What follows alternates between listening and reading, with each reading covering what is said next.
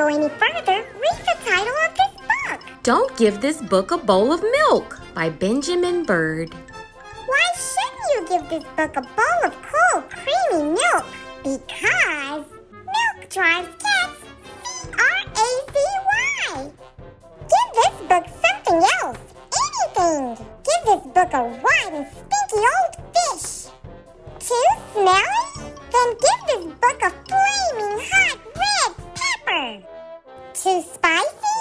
Then give this book a freezing cold 10-scoop ice cream cone. Too chilly?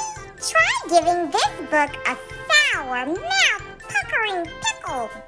Or maybe give this book a teeth-cracking coconut. Give this book a triple-layered chocolate birthday cake.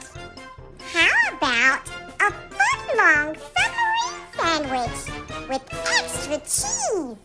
This book would love that. Give this book anything you want, but please don't give this book a bowl of milk. Anything? How about a plump, juicy little mouse?